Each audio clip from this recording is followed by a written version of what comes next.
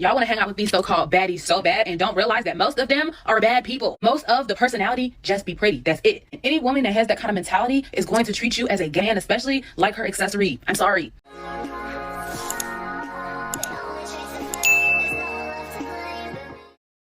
Hey bestie, welcome back to the channel. If you are new here, hi, my name is Kai. I am a beauty brand designer and strategist, and on my channel we talk about the world of beauty business. I'm talking about branding, marketing, celebrities, influencers, and any sketchy shit that's trending online. So if that sounds interesting to you, then go ahead and subscribe, join the family. We would love to have you. Okay, so things may look a little different. I did something different to my hair, just wanted to switch it up a little bit. So I was scrolling through TikTok and I came across this analysis of Angel Reese's podcast featuring Lotto and Mariah the Scientist. And it got me thinking, is there a connection between the baddie aesthetic and being labeled a mean girl? Why are so many confident, fashionable, feminine figures often boxed into the stereotype? And is this perception rooted in truth, or are we all overanalyzing it? This conversation feels relevant now more than ever. From the tension perceived in Angel Reese's podcast to online narratives about Ice Spice, Nicki Minaj, and Tyla, it's clear that the Baddie-to-Mean girl pipeline is alive and well. But is it fair, or are we projecting insecurities onto these women? So here's today's video breakdown. First, we'll watch a TikTok user analyze the dynamics between Angel Reese, Lotto, and Mariah the Scientist. Then we'll explore the societal perceptions of the baddie aesthetic and why it's easily linked to being a mean girl. Finally, I'll share my take on this situation, along with lessons influencers and creators can use to navigate this stereotype while staying authentic. So just a quick disclaimer, because you know I gotta save my ass, and then we'll get right into the video.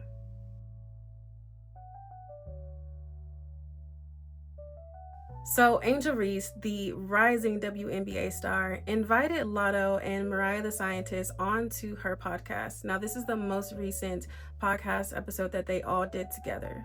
Discussions about career, music, and success was overshadowed when TikTok users sensed that the energy was off. In the clip that's coming up next, we will watch the interview with no interruptions so you can form your own opinion. Pay close attention to the flow of the conversation and the overall energy. Hey guys, so we have another special guest, pretty girl. No, I cannot trust you. Mariah the Scientist, period.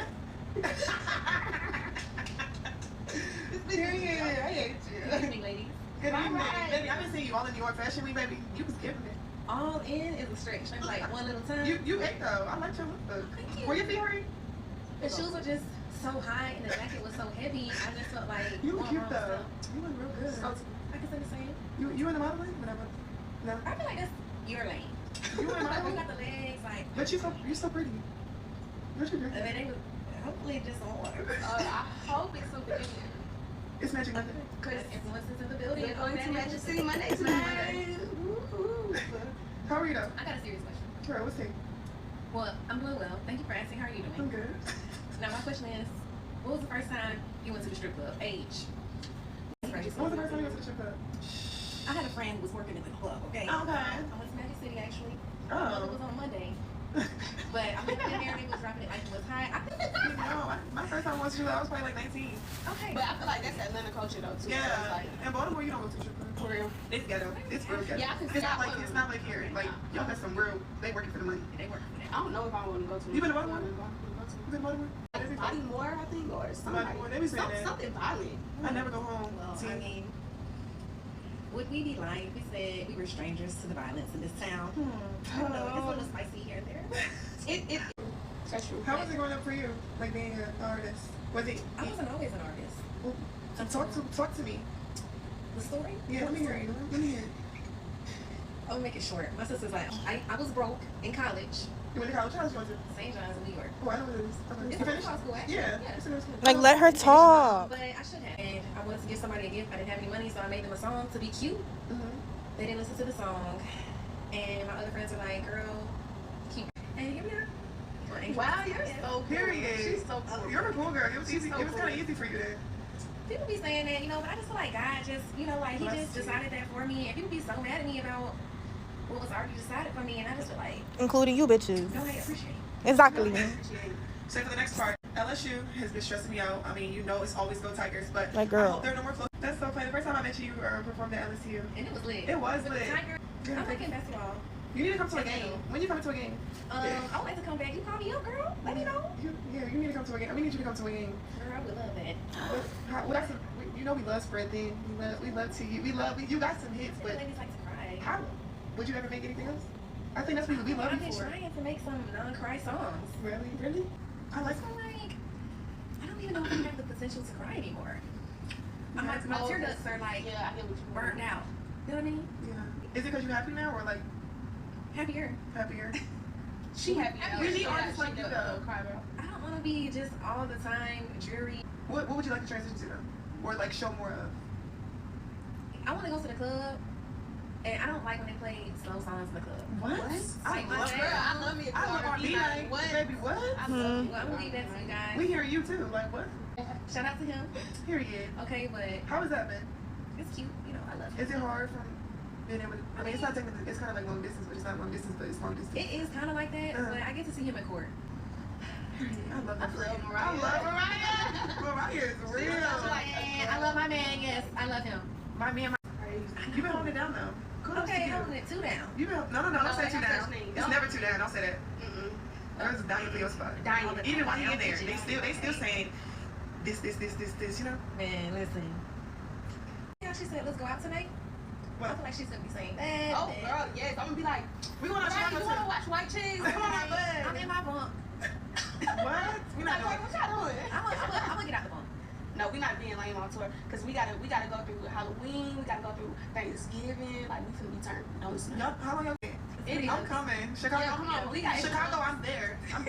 Like, I've never been outside of Chicago. Chicago not really a. You don't really know Atlanta. I just feel like we just That's not- went You see how she compares everything? Fire. Now, the next clip is this TikTok user, and she's basically giving us her analysis of the whole situation over the energy, the dynamics, and the body language between Angel Reese and Mariah the Scientist specifically. Again, notice the body language and the facial expressions on Angel Reese and Mariah the Scientist. So y'all, I just want to preface by saying that I enjoy psychoanalyzing people and observing body language and things of that sort because I've always been into psychology. So no, I'm not a professional, but I do pick up on these things and witness these things, and I like sharing it with people so that people can notice when people are being weird towards you. You know what I mean? That fake nice thing is a real thing. And unfortunately, a lot of that was going on in this video, and I peeped it immediately because the energy when I was first watching it, they seemed like they was chilling, like just talking regular, you know, like there was nothing weird. But the moment Mariah came out, y'all, like just watch how they're interacting, right? It's pretty normal. There's no poking and prodding. There's no weird glances, no weird smiles, none of that. What is public and what's private? Because like, my ain't no secret to who need to know. No, period. The fuck, like, mama knows stuff. You feel me? Like, you feel me? I need to know fuck. Like, You ever? So y'all, when I play this next clip, I need y'all to pay attention to how Angel starts approaching or interacting with Mariah when she comes out. Girl, and now I cannot trust you. Mariah the Scientist. Period. See, that's forced. Period. I hate you. It was the look up and down and the I hate All in you. your fashion week, baby. You was giving it. Okay, look. So in this next clip, well, as you can see in the last one towards the end, she was bringing up like her fashion week look and how she said she looked cute. But then she starts trying to bring up other things regarding it because of the controversy that was going on. You know, when she walked the fashion week, and people were also making fun of her, saying, oh, they pick anybody. You know, I know y'all seen the hate she got, but watch what she asked. She asked her if her feet hurt. It is a stretch. Maybe like one little time. You ate though. I liked your look. Thank you. Were you feeling?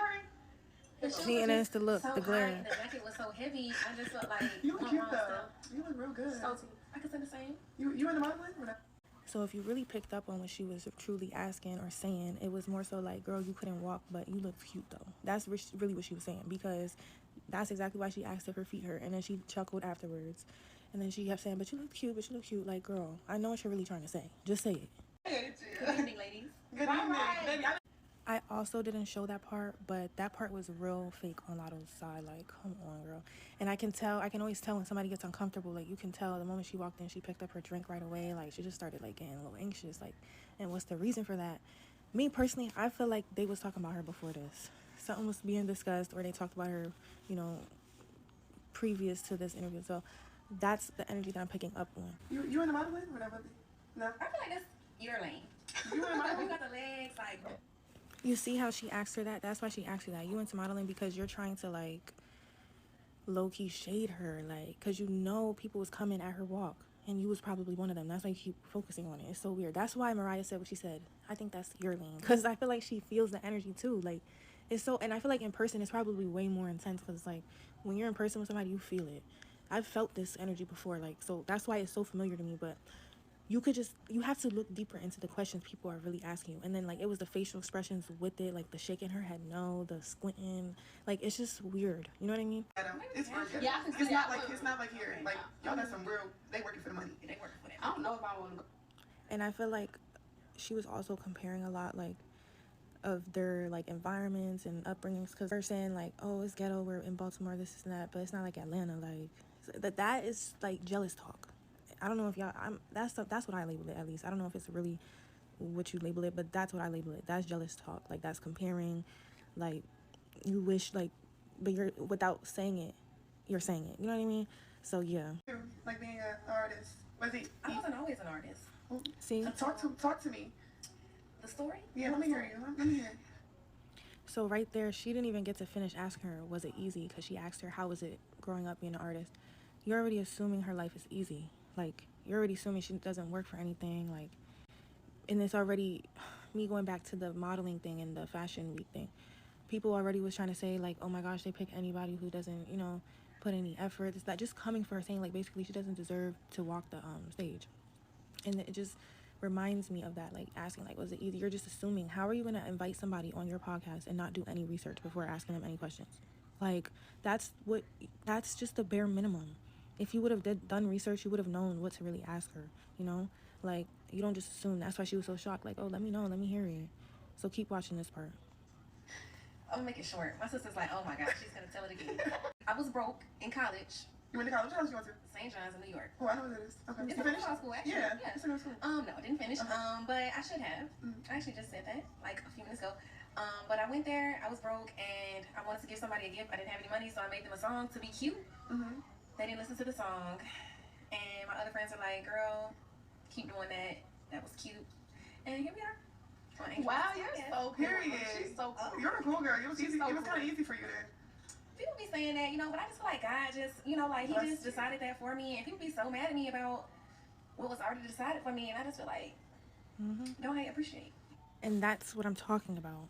It's just proving my point. Like, oh, so it was easy for you then. Oh, you're a cool girl. Like, just little things like that. Like, even my sister picked up on that. Like, that's weird. Like, just gave very, like, passive aggressive, like, sarcastic, like, in a sense. And it's just like, girl, it was not easy. Why do people keep thinking it's easy for her? It's still probably not easy for her. She's not that big of an artist. She's probably not where she wants to be. She's just grateful for where she is, you know what I mean, and with the opportunity that's been handed to her.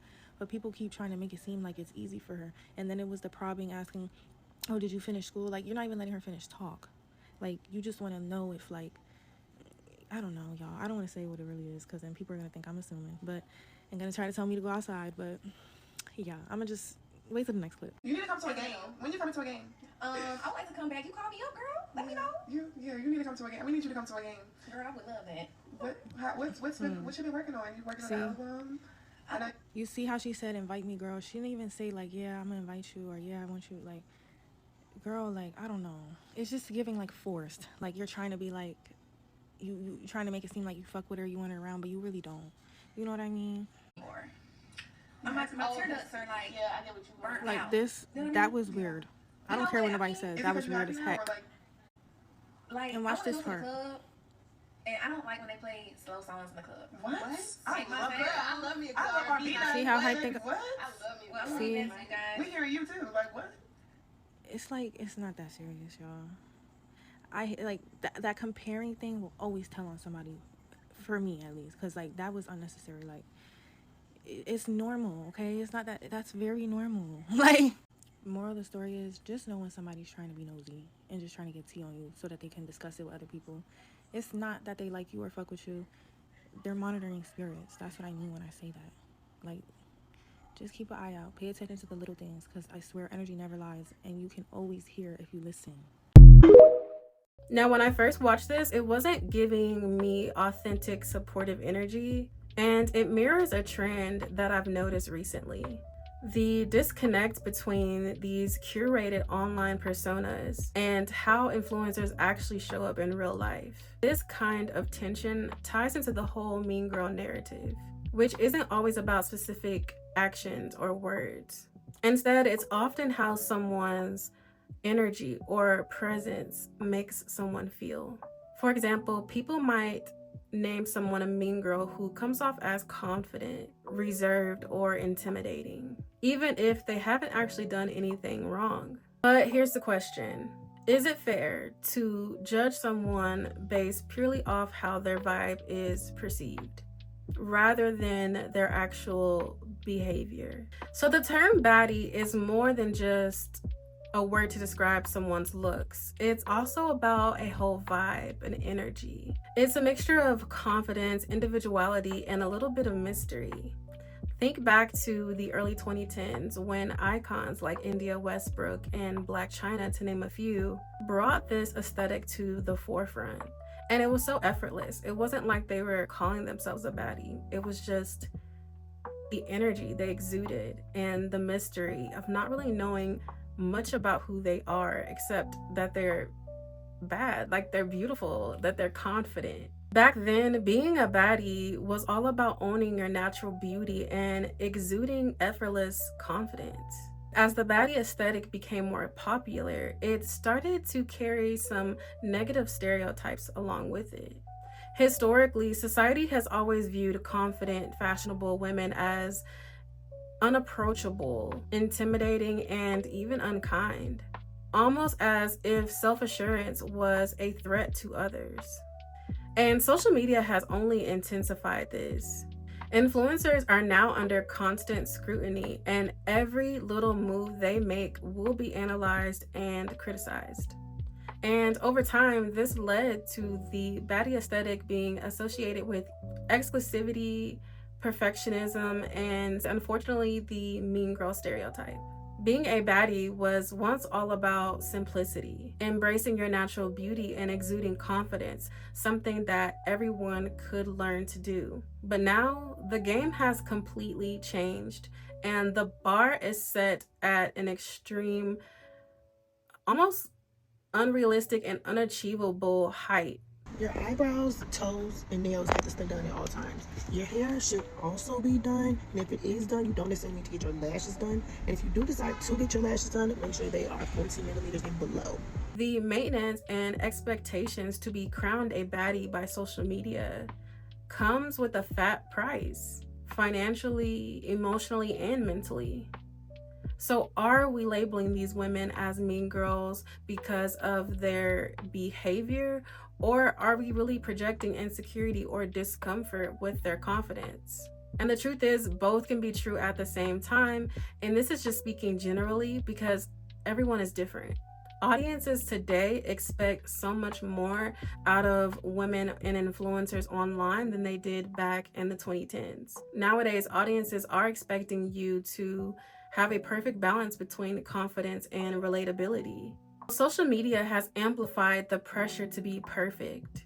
People want realness. They're tired of being sold a fake image or lifestyle. So when influencers don't meet these expectations, whether it's their tone, their body language, or how they present themselves, they're quickly labeled as mean or problematic. Is that label always fair? Well, not necessarily. But in a culture that craves authenticity, any hint of disconnection can feel off-putting. I'll be honest, a lot of Instagram social media baddies fall into the mean girl stereotype. Some of them don't know how to build real connections or friendships because their focus is so much more on appearances and perfection, and we can see through those cracks now more than ever. So when baddies were once protected by this illusion because of the mystery and because we didn't know them as much as we do now compared to back in the 2010s, we can spot the fakeness. It's right up in our faces, or we can connect the dots. But it would not be fair if we painted every woman as a mean girl just because she's a baddie. There are confident and stylish women who genuinely do care about others and do enjoy building uplifting communities. These women know how to set boundaries and reserve their niceties for people they truly care about, because there is a difference between being nice and kind. So to some, that may come off as mean. And honestly, I blame society for this. A lot of people weren't taught how to respect others' boundaries, or to even recognize when someone is simply enforcing one. On top of that, we're not conditioned to appreciate the differences in personalities or how people choose to express themselves. So after diving more into Angel Reese's content, I noticed she keeps the same energy with everyone that she interviews. It's consistent, which makes me believe that it may just be her personality, or maybe even nerves. It's hard to pin down exactly how to explain her demeanor, but it doesn't seem like she's trying to intentionally be rude or mean. And I was talking to my sister and she said something that stuck with me. Most pretty women who have been pretty all their life and they've always been the prettiest amongst their friend group struggle when they're no longer the center of attention, or they're no longer the only pretty girl in the room. This can create tension, but it's more about insecurities than it is about being mean. And not to say that Angel Reese has any insecurities, but I mean, when you're in a room full of bad bitches, if you're not confident, you might be able to tell when there's some discomfort in someone's demeanor. So let's give grace where it's due and hold people accountable when necessary. Okay, so here's some key takeaways and lessons from this whole video. Protect your brand. Every action contributes to your audience's perception of you. Be transparent. Address mistakes with accountability and humility. Balance confidence with relatability. A perfect aesthetic is great, but it's important in today's time to show your human side, your real relatable side. And you're not going to want to be relatable to everybody. That's okay. Your content and what you do online is not supposed to resonate with everyone. You have a target audience for a reason. And lastly, build a well-rounded personal brand with this breakdown, okay? So if you're building a personal brand, you want 50% of your personal brand to be you, your personality, your quirks, the things that make you unique. You want 30% of your personal brand to be your aesthetic, so the way that you want people to see you, your style and presentation. And 20% of your personal brand, can you guess what it'll be? It's mystery. Yes, 20% of your brand should be mystery. We don't need to know all your business, so we don't need to know everything. Keep some things private and left up to others' imagination. So the Baddie-to-Mean girl pipeline will persist because of societal biases and the handful of influencers who perpetuate this stereotype. But it doesn't and it won't define everyone. I think it's important for us to have these conversations though, because yeah, we do want to hold people accountable. And I just wanted to bring this to you to see what you guys thought. What do you think about Angel Reese's personality? Maybe you can explain it better than I can. It could just be who she is and how she uniquely expresses herself, which will be different from how I express myself. What do you think about the connection between the baddie aesthetic and being a mean girl? Let me know what you think in the comments, and don't forget to give me a like and go ahead and subscribe if you haven't done that already, okay? Let's keep this conversation going down below, and I'll see you in the next one, okay? Bye.